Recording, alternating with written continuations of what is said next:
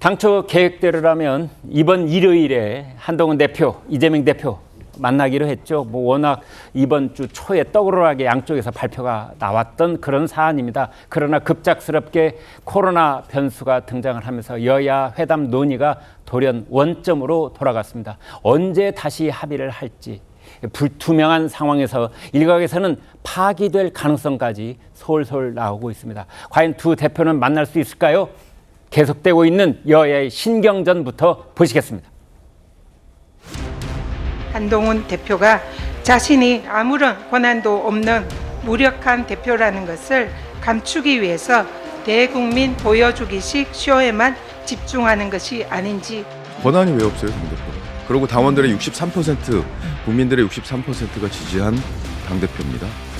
생중계라고 하는 형식도 있지만 의제 있지 않습니까? 의제. 실무적으로 회담에서의 어떤 그 성격과 내용, 의제 조율이 안 되면 파기될 수도 있는 것이 뭐든지. 실무 회동과 관련해서 수시로 대화를 해오고 있었습니다. 어제 오후에 실무 회동도 있었습니다. 기싸움을 하면서 좀 미뤄지고 있다거나 아니면 일부 무슨 관계자를 통해서 이런저런 얘기 나오는 거에 대해서는 사실과 좀 다른 부분이 많다.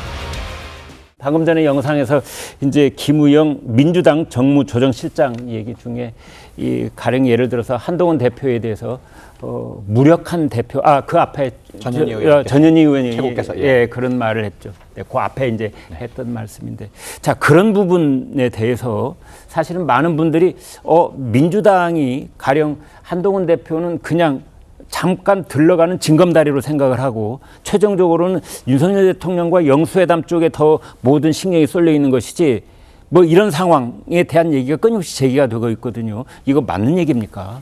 그런 부분이 많은 사람들이 해석이 있다고 봐야 되고요. 네. 그러니까 이재명 대표가 두 가지 회담을 제안했잖아요. 네. 윤석열 대통령과는 영수회담, 한동훈 대표와는 대표회담을 제안했는데 네.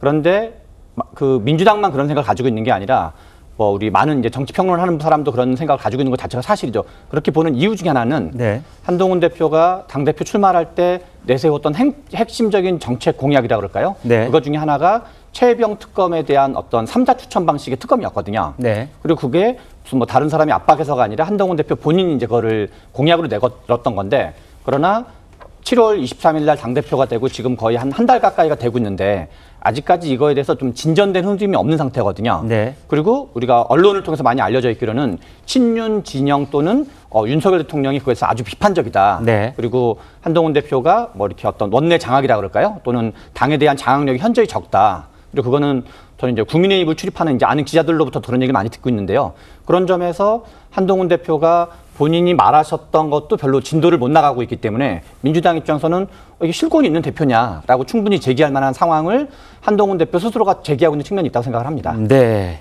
그런데 국민의힘 쪽에서는 또 그렇지 않고 63% 득표율이고 지금 전폭적인 지지를 받고 있는 대표가 실권이 없다는 게 말이 되느냐 또 이렇게 반론을 펴고 있는 상황이기는 합니다만은, 아무튼 이제 그런 와중에 이번 주 초에 사실은 최 소장님 첫 뉴스가 나왔을 때부터 이렇게 여야 대치 국면에서 대표들이 만난다는 거 전격적으로 발표가 되기는 했는데 성사가 될까? 이렇게 회의적인 시각들이 사실은 있었어요. 실은 이재명 대표가 코로나 이제 확진 받았다기 전까지만 해도 이렇게 이제 실은 훨씬 더 많은 사람은 저는 이제 설마 성사가 안 되겠어?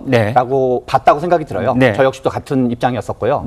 그런데 이제 지금 앞에서 우리 호준석 대변인도 말씀하셨지만 이재명 대표가 이제 확진이 됐고 그리고 이제 그러면 5일 정도를 이제 자가격리를 하게 되고 그리고 이후에 일정이 본회의를 비롯해 막 있기 때문에 거기다가 서로 생중계를 둘러싼 논란과 의제조율을 둘러싼 논란이면서 민주당 쪽 입장에서 특히나 이거 굳이 할 필요가 있어? 라는 약간 회의론이 실제로 좀 있는 것 같고, 그런 점에서 지금은 약간 파기 가능성도 약간 좀 반반 가까이 되지 않나 이런 걸 좀 보여집니다. 네.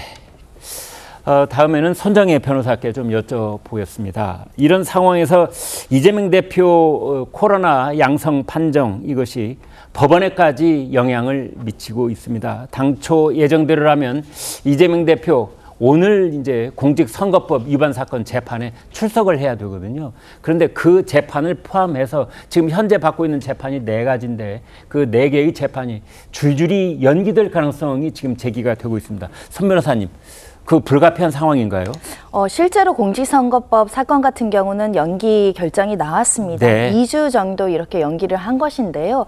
그다음 이재명 당대표 측에서는 방역 지침에 따라서 자가격리 지침을 준수하고 있다. 또 타인에게 피해를 야기하면 안 되고 또 법원에서 혹여라도 코로나가 다른 사람에게 전파됐을 경우엔 또 그 재판부에 다른 사건에 영향을 미칠 수 있기 때문에 네.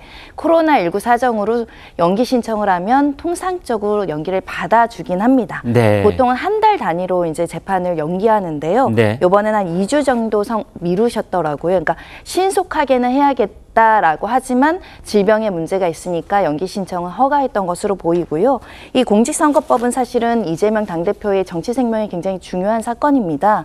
벌금 100만 원 이상이 확정이 되면 대선 가도에 문제가 생길 수 있기 때문에 네. 사실 2주가 조금 늦어진다고 해도 이게 신속하게 확정되는 사안은 아닙니다. 어느 누구든 1심 선고가 나오면 항소할 것이 자명한 사안이기 때문에 네. 앞으로 이 사건이 언제쯤 확정될지는 사실은 훨씬 더 많은 시간이 필요할 예정이다라고 보입니다. 네.